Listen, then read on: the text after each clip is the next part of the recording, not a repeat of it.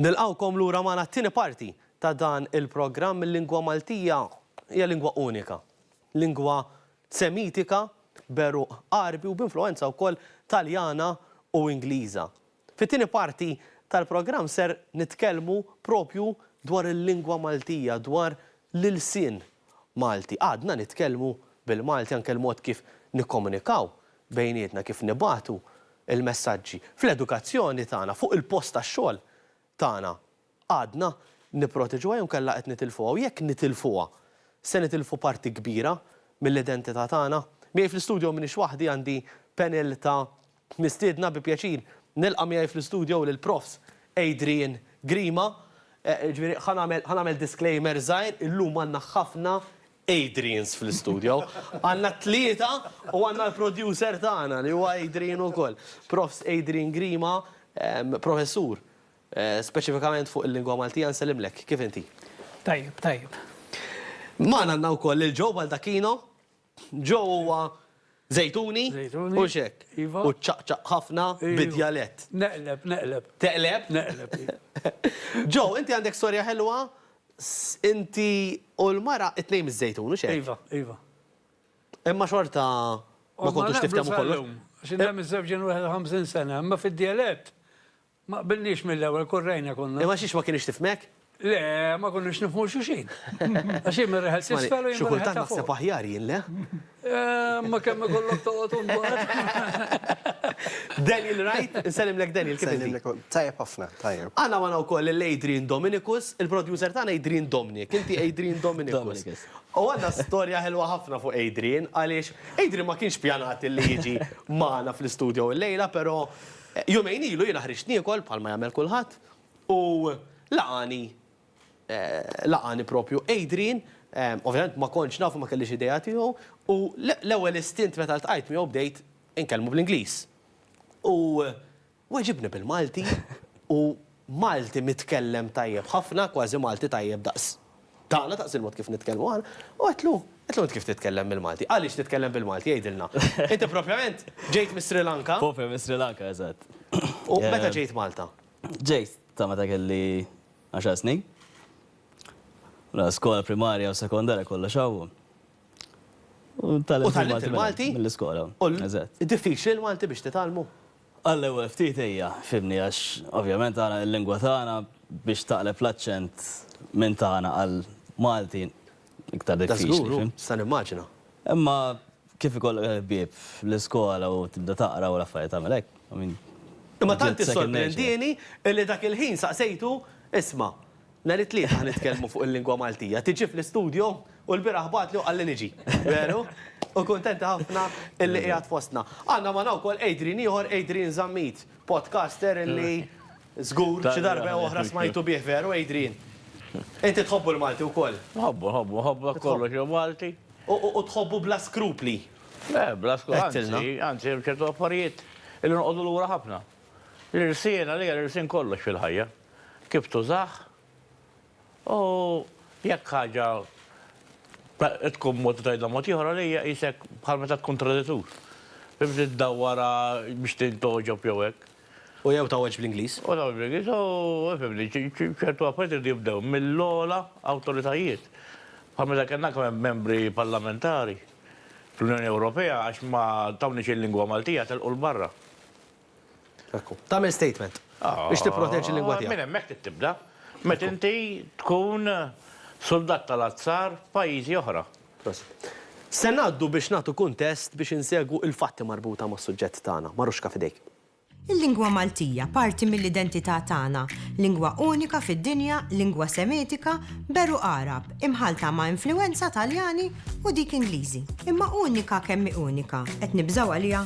Ħafna qed isostnu li l-lingwa Maltija m'għadix b'saħħitha u bil-mod il-mod qegħdin nitilfuha. Meta nħarsu ftit madwarna fuq is-social media, fil-ħwienet, fit-toroq u fl-iskejjel, nindunaw li l-Malti mhux dejjem jingħata l-importanza li jistħoqlu, anke fid-diskursati bejn il-ħbieb, speċjalment dawk iż-żgħażagħ. Meta jibgħatu xi messaġġi forsi fuq il-WhatsApp jew anke fuq Messenger qed jużaw iktar l-Ingliż minflok il-Malti. U biex taxxaqa jekk nużaw il-Malti ħafna drabi qed infarkuh. Hemm min jgħid li dan huwa normali għax il-lingwi dejjem jinbidlu u jaddattaw ma' żmien. Oħrajn però jibżaw, jekk nibqgħu sejrin hekk, il-Malti jista' jispiċċa xi lingwa tal-passat. Aspett interessanti tal-lingwa Maltija u li minkejja ċ-ċokon tagħna għandna ħafna djaletti f'Malta kif ukoll f'Għawdex. Insibu kif jitkellmu n-nies differenti. Pereżempju, iż-Żejtun għandhom djalett partikolari, il-Mosta, Ħalaxa, iż-Żurriq, Ħal-Qormi u ta' Sannat kif ukoll ħafna oħrajn. Imma mbagħad meta wħud mir-residenti tal-lokalitajiet simili jitkellmu barra mir-raħal, pereżempju fuq ix-xogħol jew inkella meta jiltaqgħu jissoċjalizzaw ma' sħabhom, jibdlu l-mod kif jitkellmu, kultant anke b'sens ta' mistħija. Imbagħad xi ngħidu għal suġġett ieħor relatat mal-lingwa Maltija li hu kontroversjali ħafna, id-doppju sens. Ħafna drabi kelma vulgari bil-Malti tinstema' ferm aktar kera milli tingħad bl-Ingliż jew inkella bit-Taljan. Dan jista' jkun ukoll għax il-Malti hija l-lingwa li biha trabbejna u għalhekk nesprimu l-emozzjoni tagħna u nħossuna aktar offensivi. Finalment se nagħlqu bħas-soltu bi ftit mistoqsijiet. Jista' jkun inħossuna puliti meta nitkellmu bl-Ingliż? Jiġifieri minħabba l-kwistjoni ta' klassiżmu qed nitilfu l-Malti? U ġala darba semmejna il-klassiżmu tiftakruha il-kelma tal-Pepe li konna nassoċjawha ma' raġunijiet partikolari għada teżisti din jew inkella it-tfal tilejn aktar jitħaltu bejnietom speċjalment online. Fil-bidu semmejna wkoll is-social media b'mod negattiv, imma fuq l-istess social media qed taraw ħafna nies li joħolqu kontenut kreattiv iddedikat għall-lingwa Maltija. Qed ikun biżżejjed interessanti għal kulħadd u il-kritika tan-nies fuq is-social media qed titfa' nies milli jitfgħu iktar kontenut bil-Malti għaliex kif nafu kollha il-Malti huwa aktar diffiċli biex tiktbu. Fl-iskejjel tagħna qed niffukaw iktar fuq l-Ingliż milli fuq il-Malti u veru kliem vulgari u anki da jinstemaw ħafna iktar koroħ bil-Malti milli meta ngħiduhom bl-Ingliż jew pereżempju bit-Taljan, il-lingwa Maltija qed tmut jew sempliċiment qed tinbidel. U jekk xi darba nitilfu l-lingwa Maltija, nitilfu biss il-mezz ta' komunikazzjoni tagħna, jew nitilfu parti minn dak li għamilna aħna bħala Maltin. Maruxka biex nafżak minn qabel il-prof Sejdrin Grima kienet jieħu l-punti, kienet jieħu l-noti, qed nittama li għaddejt mit-test jien, meta għamil dal-fiċe. Korret kien, profs. Kien tajjeb ħafna naħseb jien. ċajt apparti. Profs, meta tisma' dan it-tip ta' feature naħseb anke r-realtà turik il-mod kif qed tevolvi is-soċjetà tagħna faċli ngħidu rridu nipproteġu l-lingwa Maltija. Imma il-verità hi il-mod kif nikkomunikaw fuq il-post tax-xogħol, anke biex il-mod kif nużaw anke l-mezzi soċjali tagħna, Facebook, Instagram, WhatsApp ħafna drabi dejjem nikkomunikaw bl-Ingliż. Il-lingwa Maltija qed tmut bil-mod il-mod. Le, lingwa Maltija mhix qed tmut. Jista' jkun li hawn Maltin li qed joqtluha, ġifieri li qed jażlu li ma jużawx il-Malti speċjalment ma' wliedhom. Naħseb dak huwa l-punt kruċjali. Naħseb hemm ir-responsabilità tagħna qiegħda. Il-Malti jmut jekk irriduh immut aħna. Jekk ma rridux imut, jekk irridu nużawh fl-aspetti differenti tal-ħajja tagħna, fl-oqsma differenti tal-ħajja, se jibqa' ħaj u se jibqa' jikber u jiżviluppa bħalma qed jagħmel bħalissa. Bħalissa qed jiżviluppa ħafna, ġifieri għandek id-dinja tal-kanzunetta, speċjalment tal-gruppi li huma ftit impenjati. Hija dinja vera interessanti. Pereżempju, hemm id-dinja tal-mezzi soċjali. Ġifieri tal-podcasts, tal-influencers, dawn il-Malti jużaw. Ġifieri daw jażlu li jużaw il-Malti. Veru mbagħad li hemm kuntesti oħrajn fejn użaw l-Ingliż li jmess ħafna drabi. Jiena le, ma ġifieri ħafna nies qisu jgħixu jaqilbu awtomatikament tal-Ingliż meta jkunu qed jikkomunikaw bil-kitba. Ħanatik eżempju tal-aħħar u nieqaf. Jiena ma' ommi nitkellem bil-Malti biss. Imma meta nibgħatu l-messaġġi li xulxin, vera stramba jien nikteb bil-Malti u ommi twieġibni bl-Ingliż. Issa aħna dejjem bil-Malti nitkellmu, hemm raġunijiet għalihom daw. Jiġifieri meta tajt il-Malti qed imut jew fiex qed jiżviluppa l-Malti kif inhu x'in is-saħħa tal-Malti bħal trid tarah f'kuntesti differenti u foqsma differenti. Imma ma nafx tiġrilkom x'anke meta nikkomunikaw WhatsApp ma' xulxin u nitkellmu bil-Malti ħafna drabi biex naġlu biex ma naħlux ħin. Jekk nkunu rridu nikbu l-kelma tagħna, eżempju, tiqa ħalli li għandha tifsira wkoll. Imma jekk nkunu rridu ngħidu kelma illi rridu naġlu biex ngħiduha biex niktbuha, ħafna drabi ngħiduha kif tinħass, ħalli naġlu jifmuna. Bl-Ingliż mhux hekk nagħmlu wkoll, ġifieri mhux hekk jagħmlu mhux hekk jiktbu PLS pereżempju, jien nikteb jekk jogħġbok, ġifieri Dik lingwa oħra, għalhekk qedlek il-Malti trid tara f'ħafna kuntesti differenti. Joe, id-dialett, minn fejn ibet? Mid-dur tummi. Kemm għandek żmien Joe? 75. 75 sena. U imma kif trabbejt tikkomunika propju bid-dialett? Le, id-dur tummi u missieri jitkellmu bid-dialett kienu, sewa.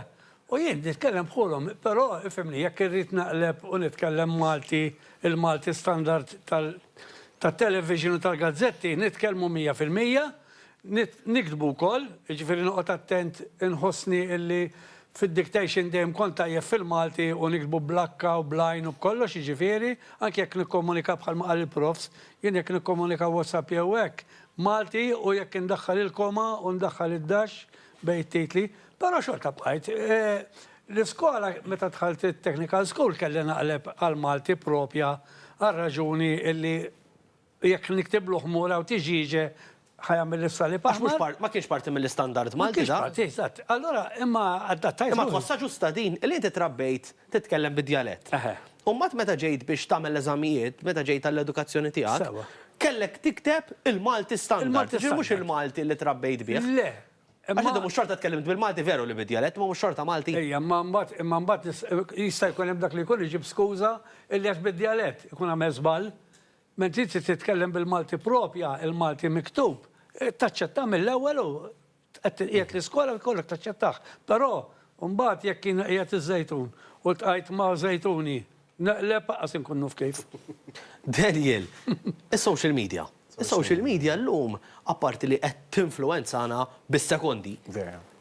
Il-mod kif nikkomunikaw bejnietna ħafna drabi, it-trend turi li iktar faċli nitkellmu bl-Ingliż u kważi iktar saret isa sexy li rridu nitkellmu bl-Ingliż milli bil-Malti. Tħossu għadin? Jien nara iktar hija status. Min jitkellem b'Ingliż huwa aħjar min jitkellem bil-Malti. Di ġejja naħseb. Il-klassizmu. Klassizmu ġejja meta konna l-Ingliżi fuqna ġifieri kienu. So min jitkellem b'Ingliż isu aħjar mill-Malti. Il-Malti huwa ta' nindeq ngħidha ta' klassi baxxa mhijiex hekk. Il-Malti huwa lingwa kif qed bdejt inti l-programm huwa uniku. Imma qed ninnota li u l-Ingliż qed jużawha qasmu Ingliż Amerikan. Għax nsegwu ċertu series, naraw ċertu influencers barrani, ċi anka l-Ingliż mhuwiex sewwa, ġifieri kif qed ikellmu, ġifieri.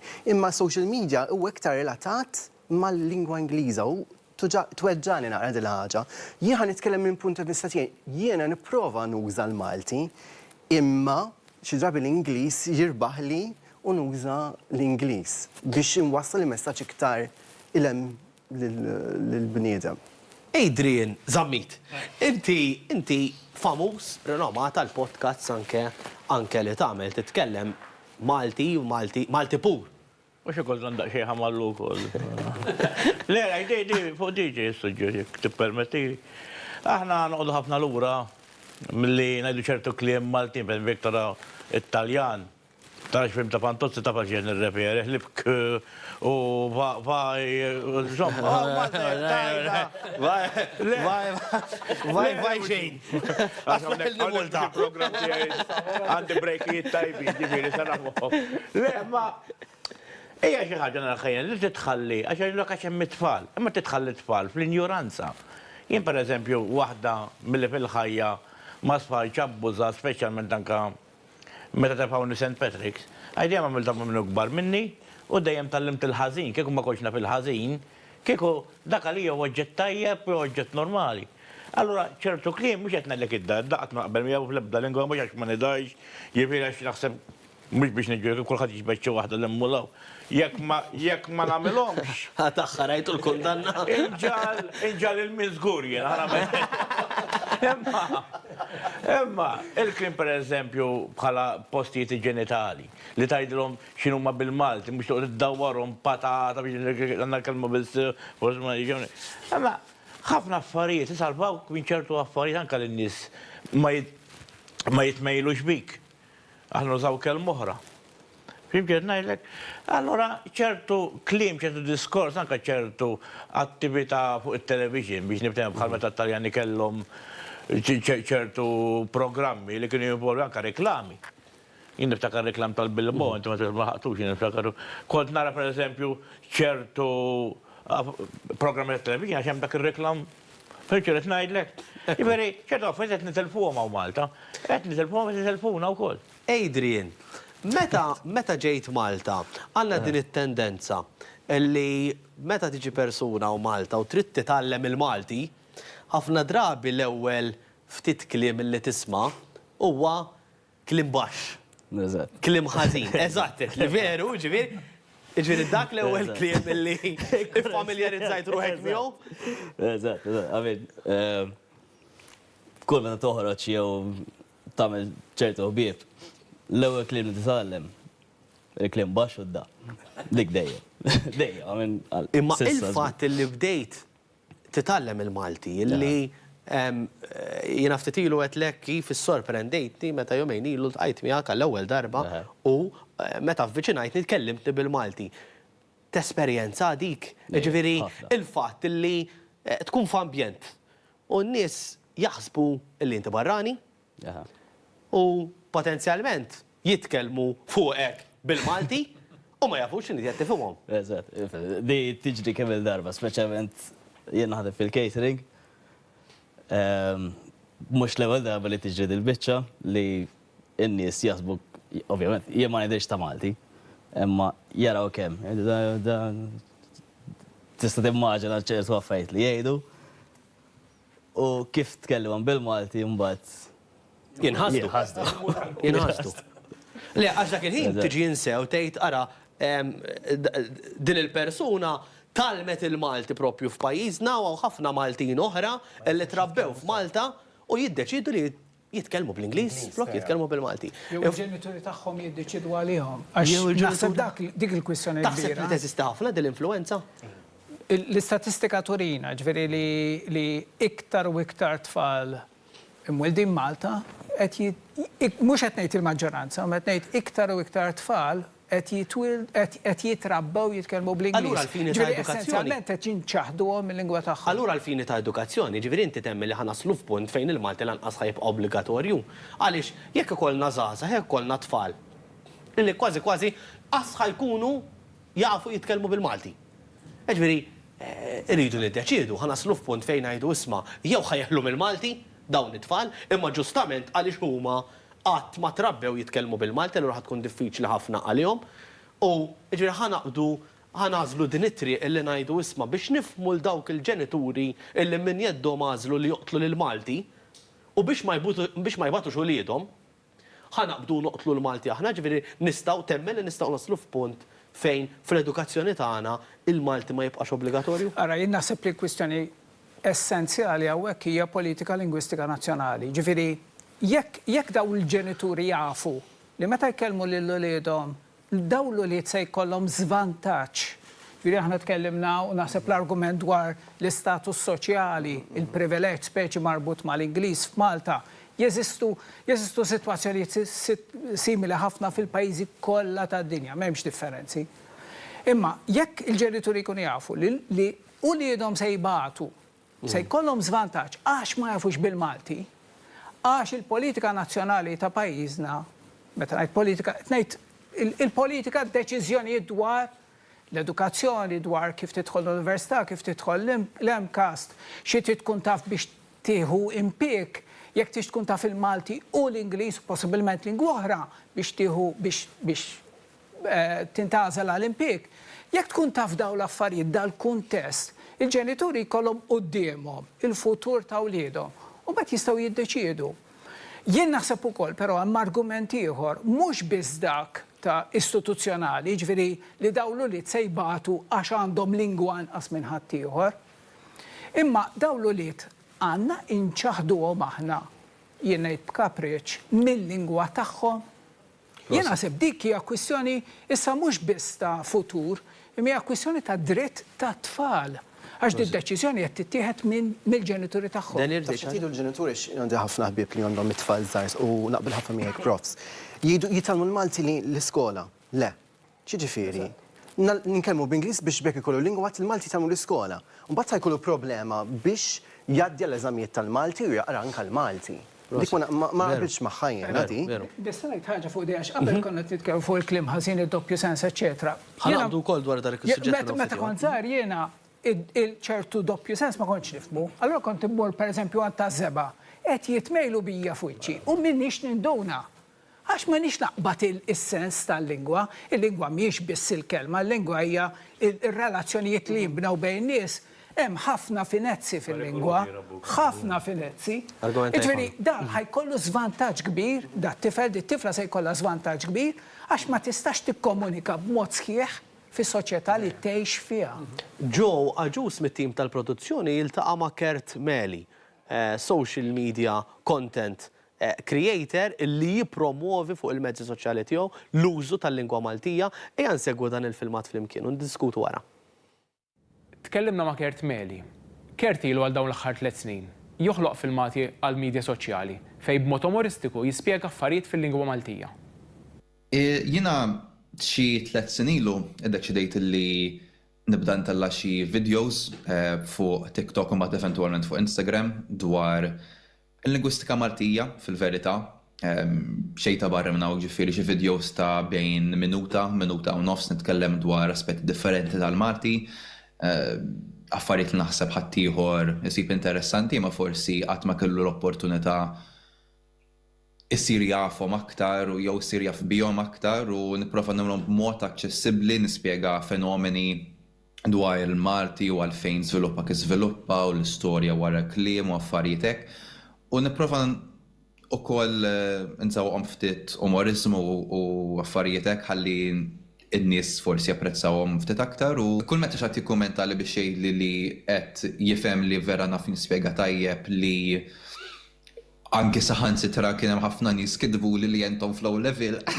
Nibda ngħid okej, u l-sinjal qed nagħmel xi ħaġa tajba f'dak il-każ biex anke nies jien issa għandi 26 sena, il-fatt li għamilta aċċessibbli għal xatt li għandu 10 snin iżgħar minni u fuqhom u għentu jifhem dil-ħaġa li forsi daret l komplessa, dik għalija vera mhix xi ħaġa li bħala fatta, jiġifieri vera napprezza illi dak il-messaġġ qed jasal u lin-nies ħadu l-ħin mill-ħin tagħhom biex esprimu dak l-apprezzament jiġifieri.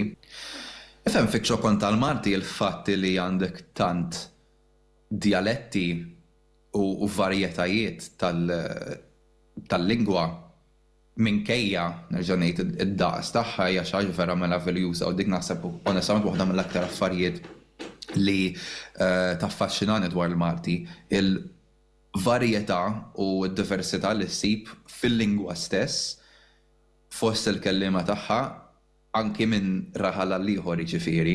Staqsejna lil Kert x'inhuma l-isfidi għal-lingwa Maltija u jekk jaħsibx li l-lingwa Maltija qiegħda tmut bil-mod. Naħseb inutli noqogħdu nippuntaw swaba pereżempju lejn influss ta' nies mhux Maltin li qegħdin jiġu jgħixu Malta, meta fil-verità aħna ma tantx qed nagħmlu sforz bejnietna stess illi nippromovu l-Malti. U ma tnejn nippromovu l-Malti mhux qed ngħid tipo noqogħdu ntellaw billboards jew noqgħod ngħidu kemm hi sabiħa u kemm importanti tkun tafa.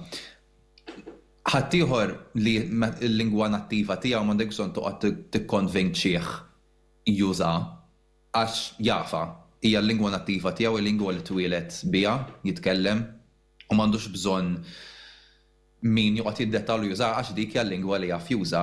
Naħseb nistgħu nibdew billi nsaqsu bejna u bejn ruħna jiena kieku rrid nitkellem biss bil-Malti.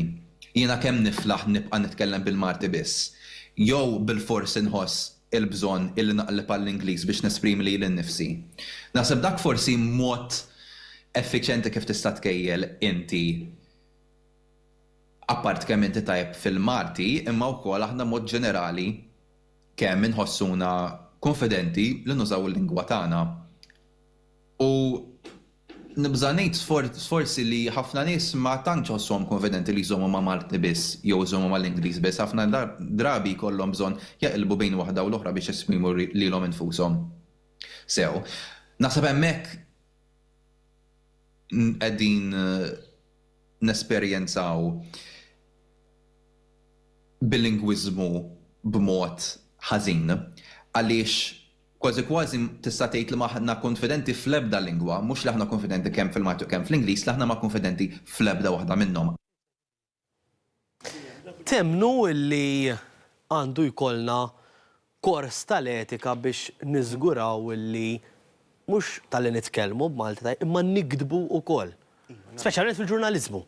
Nemmen ħafna anka prezentaturi nis fil-medja, meta jiena bdejt il-medja, jien kelli naqa' sitwazzjoni għax kont nitkellem iktar b'Ingliż milli bil-Malti. U Romina Bonaċ, nista' nsemmihaw personaġġ Malti, preżentatriċi tajba, għamlet mezz li jiena meta nkun fuq televiżjoni f'dak iż-żmien, dak il-stazzjon tagħhom, li nitkellem il-Malti kif suppost jitkellem. So importanti anke ħafna xandaresta ġodda ma jitkellmux Malti tajjeb, Malti Ingliż. U dak influenza l-poplu, so jinnemmen li jisir xi kors għax-xandara, jew għal nies li qegħdin fuq is-social media, jew ħajitkellmu xi ħaġa bil-Malti, jagħmlu kors kif jitkellmu l-Malti sew. Imma ġifieri inti Adrian, meta ġejt biex titgħallem il-Malti, kif kont tħossha din? Ġifieri jkollok persuna li kważi jkun jisu jitqies bħala pulizija tal-lingwa li jekk tikteb kelma jew tajt kelma jikkoreġik. Kont apprezzah dak il-fatt jew inkella kont tajt isma' qed nipprova nitkellem il-Malti, qed nipprova nikteb il-Malti, apprezza naqra dak il-fatt. Jiġifieri l-imnaħa tal-munita kont tapprezza l-aktar. Inkora nes miegħek sibt ħafna għajnuna. Meta kont l-iskola ħafna drabi, ovvjament kif qedlek fil-bidu, l-ewwel kliem li titgħallem huwa kliem baxx qudda. Imma huma kienu jieħdu pjaċir ħafna li kont qed nipprova wisq. Li kont nipprova kienu jieħdu pjaċir bih. Jekk nikteb xi ħaġa ħażina kienu jikkoraġuni imma jgħidu li b'mod tajjeb mhux li waqqawni ħażin. Fimt? Okay. Ma biex nitqisu Joe, Adrian, biex ngħidu isma' aħna Maltin li nħobbu ħafna l-Malti. Hemm bżonn inkunu nafu niktbuh tajjeb ukoll il-Malti, jew inkella jekk nitkellmuh tajjeb biżejjed. Anke speċjalment fuq television u x'naf programmi bħal dan hekk inħoss. Jiena pereżempju tisma' programm il-mara qed tibbrestfeedja, xi ġifieri aħna għandna l-kelma qed tredda. Għax m'għandekx tuża. Għax aħna ngħidu għax doppju sens. Doppju sens xi ġifieri. Meta konna tfal aħna ma kienx doppju sens dik, il-politizza taż-żmien saret hekk għax kulħadd jivvinta. Imma nibbrestfeedja jew jirresjiedi llum, ma nafx il-profs taqbilx għax naħseb ġiet minn residing. Jirresjedi raħal ġdejt. Jirresjedi xi ġifieri. Joqgħod raħal ġdejt. Għandu jkun il-Malti li aħna suppost nitkellmu bih li hu uffiċjali, għandek tużaħ. Mhux tibda tawweġ. Adrian, x'taħseb biex ngħidu li aħna Maltin. Il-qofol biex ikollok lingwa tajba, ma jrid ikollok l-edukazzjoni tajba, pereżempju ta' kon żgħir jiena kieku kont naqbes waqt li jitkellmu żewġ persuni kienu jtajru l-snin, l-lum imtajrin kollha ġifieri. Imma mbagħad il-familja, aħna maħniex nisbżaw għall-familja. Irid ikollna familja soda, ta' ma jfissirx li familja soda bejn ma' raġel, tista' tkun raġel ma' però soda fl-imħabba. Issa biex inti jkollok familja soda tgħid il-verità. U titkellimhom bil-lingwa veritiera tiegħek. U temmen imma li ukoll anke ċertu affarijiet li jagħmluhom sodi. Imma temmen li biex ngħidu isma' aħna il-lingwa Maltija l-ilsien Malti huwa f'qalbna mhux sempliċement għax nitkellmuha, imma għax nikdbuha tajjeb. Tiġibu interessanti l-oġġett bħal relazzjoni. Pereżempju anke ċertu suġġetti tal-PSD, belli biex ħalaqbes, jgħidulek kif tuża l-profilattiku kif hekk, imma kif tagħti pjaċir il-ħabib jew ħabiba tiegħek, ma jgħidulekx.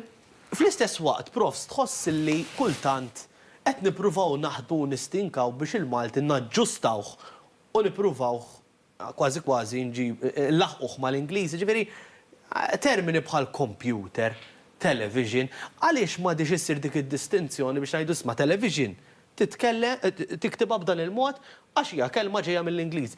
Għalfejn nippruvaw nawġuha u kważi daħlet fis-sillabu tagħna llum tal-Malti li ngħidu isma' email.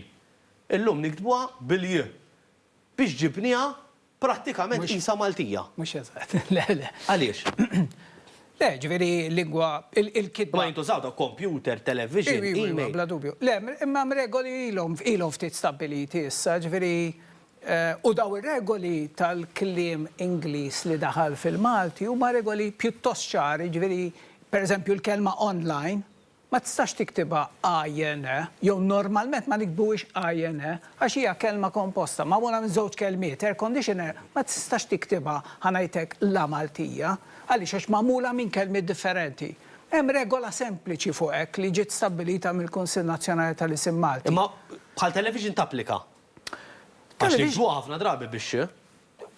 Futbol. Iwa, le, hemm minnhom daw, imma jien ma nasibx li dawn il-problema. Dawn mhumiex il-problema tal-Malti. Jiġifieri il-problema tal-Malti naħseb jiena inti referejt għall-kitba. Hija nuqqas ta' rispett lejn il-kitba. Jiġifieri jekk qed tibgħat SMS u taqta' fil-qasir ma ġara xejn, ma jekk qed tikteb b'mod uffiċjali, jekk qed tikteb email uffiċjali, tikteb sew. Issa, aħna xogħolna bħala Dipartiment tal-Malti huwa li noffru kemm jista' jkun l-aħjar għodot possibbli biex in-nies ikollhom biex jaħdmu. Għax bl-Ingliż tfittex faċilment malajr u ssib dak li għandek bżonn u tikteb tajjeb. Issa aħna għandna bżonn nikkreaw dawk l-għodot bħalissa qed naħdmu fuq iċ-ċekkjatur, dak li jiċċekkjalek intu tikteb. Bħalissa bdejna naħdmu fuq il-proġett enormi għalina bħala Dipartiment relattivament mhux żgħir imma fuq id-dizzjonarju biex inti tfittex u ssib. Ġifieri in-nies għandhom bżonnhom dawn l-għodot ta' biex niftehmu. Ġifieri ħafna nies iridu jitkitbu bil-Malti imma jibżgħu li ħajamlu żball u allura aħna għandna intuhom l-għodot elettroniċi biex jiktbu tajjeb biex ħosshom konfidenti li dak li se jiktbu se jkun korrett. Ekku. Adrian, inti qedtilna li taħdem fis-settur tal-catering. Ma tħoss imma li kultant il-Malti anke għal-fini ta' menu, eżempju, ma tħossi li kultant tkun iktar ibsa biex tikteb ingredient bil-Malti milli bl-Ingliż jew inkella bit-Taljan? ċertu affarijiet kif ġew issa saret iktar kif dejna ngħidu saret iktar faċli biex isek teħles bl-Ingliż u anke bħala klijenti li jkun hemm mhux kulħadd nimmaġana li jekk kien hemm ingredient li dejjem tafa bl-Ingliż u ktibta bil-Malti. Kapaċi tħawd, kapaċi ma jifmekx. Taqbel magħha ġew din? Naqbel sa ċertu punt. Jiena nemmen illi ċertu kliem jekk jiġi kliem ġdid, ngħidu konna nisimgħu l-kelma rocket fi żmien in-nanniet qatt ma stamat il-kelma rocket, allura kollha tiġi aċċettata. Pereżempju aħna id-djar Maltejn remissa kellna, ma kenniex garax, imma meta daħlet il-kelma Ingliża garaġ, aħna minnija garax. Jew trak, aħna minnija trak, qatt ma konna nisimgħu bit-trak. U għamilna l-plural ukoll, li hu ġej mill-arbi. Mill-arbi, mbagħad ġejn it-trakkijiet. ċertu affarijiet nifhimhom. Imma mbagħad jekk għandi kelma Maltija li nuża għalfejn uża l-Ingliża. Meta rid iwassal messaġġ u naf li hemm il-kelma Maltija propja ngħidha bl-Ingliż. Semmejna ħafna drabi l-easy way out. U llum ħafna drabi anke biex nikdbu l-Ingliż nidħlu fuq ChatGPT, intuħ ċappa text bl-Ingliż u jaqlibilna l-Malti. Ħalli li ħafna drabi xorta tinqabad. Għaliex il-mod kif tiġi ġenerata l-kitba xorta waħda tinduna jekk din il-kitba hijiex miktuba b'Malti tajjeb jew inkella BI generation. Però qed insemmu ħafna il-mod kif nissimplifikaw il-ħajja. Illum it-teknoloġija. Ġifieri jien ma ngħidx li għodda bħal ChatGPT hija ħażin illi nużaw biex nifhmu ċertu kliem illi forsi ma jkollniex idea tiegħu, però kemm huwa importanti illi ma niddependux biss fuq din l-għodda b'mod partikolari, b'mod speċifiku. Ara, aħna waħda mill-affarijiet li qed nagħmlu l-università illi għedna isma' din hija għodda utli ħafna li l-istudenti tagħna qed jużaw, li n-nies hemm barra qed jużaw. Mela aħna rridu nitgħallmu nużawha wkoll. Jien nużah il-ħin kollu dit-tip ta' għodda nużah kemm nista' anke biex nifhem x'qed jagħmlu l-istudenti tagħna. Però ma rridux nitażnu, ġifieri rridu nkunu kapaċi nikkreaw id-diskors aħna għaliex għalissa għalmenu mhix kapaċi tikkrea il-letteratura, il-lingwa awtomatika. Għax m'għandix il-kreattività li għandhom il-bnedmi, m'għandix il-metafora li għandhom il-bnedmi, m'għandhomx id-doppju sens, pereżempju, il-lob, il-kliem, iċ-ċajt, l-insinwazzjoni minn taħt, m'għandix. Issa ħaġa fuq il-biċċa xogħol tal-menus, immaġinaw kieku aħna bħala pajjiż bħal m'għandhom pajjiżi oħrajn. Għandna regola fil-politika lingwistika tagħna. Bħala Malta m'għandix politika lingwistika sewwa, għandha lingwa nazzjonali u żewġ lingwi uffiċjali mal-Malti li huma l-Ingliż u lingwa tas-sinjali Maltija. Immaġinaw kieku għandna politika lingwistika li tajt li kull restorant li joħroġ menju irid ikollu l-menju bil-Malti u bl-Ingliż. Daqshekk sempliċi. Nassigurak illi l-menus bil-Malti ikkunu tant jindraw li ħafna nies jibdew ħarsu li l-menju bil-Malti, mhux bla il-menju bl-Ingliż. Se jkun hemm kliem mill-Ingliż jew mit-Taljan jew mill-Franċiż fil-menju bil-Malti, normali, tiġri fil-pajjiżi kollha tad-dinja. Immaġina kieku jkollna dir-regola sempliċi. Sempliċi ħafna. Il-mod kif tqiegħed l-argument, profs, ħanajlek l-università għandha paridejn sodi biex nitalmu l-Malti. Tarilna l-ħin, però għandna ċans għal kumment konklusiv, kumment ġeneriku li ħansaqsi lilkom il-koll. Il-Malti. Il-Malti mhux sempliċement issa fil-preżent, imma il-Malti tal-futur. 10 snin oħra. Fejn qed tarawha li tispiċċa il-lingwa Maltija? Se nsaħħuha, se naħdmu biex għalmenu nipproteġu li għandna, jew inkella se nitilfu parti mill-identità tagħna. Adrian. Jien naħseb bħal koll oġġett ieħor il-Maltin mhux tal-lum naħseb kważi minn dejjem. Kellhom xi ħaġa li tfixkilhom, għax kieku ħafna fejn tagħmel bil-Malti. Però aħna mhux il-Malta. Kulħadd tajjeb mill-ħaddiem il-politiku dan. Għandna l-flus jikmandawna. ċertu affarijiet ma nagħmluhomx, mhux ma rridux il-Malta. Għax il-barranin offrewna iktar flus ibda mit-tabelli minn dukun żgħir qatt ma rajt tabella bil-Malti. Airport, Freeport. Issa minnihom. Issa minnihom. Għamiltihom? Żgur sinjali kollha tat-toroq bil-ħila tal-Kunsill Nazzjonali tal-Sin Malti huma bil-Malti. Kollha kemm huma. Mela jiena mhux nara. Għax ma tagħtix każhom ma bil-Malti. Ħaġa pożittiva, ħafna ma notawix di. Jiena ma U notajtix. dak li tara importanti immens. Importanti l-preżenza tal-Malti hemm barra importanti. Terbej ma tibqax taraf ma tkun. Insomma, ġet sabiħa, tal-lim ċaġa jena u koll, grazzi. Adrian? Fej tara Ma il-Malti nix 10 snin li oħra. tintesa, biex ma tintesix, irridu nsaħħuha mill-lum.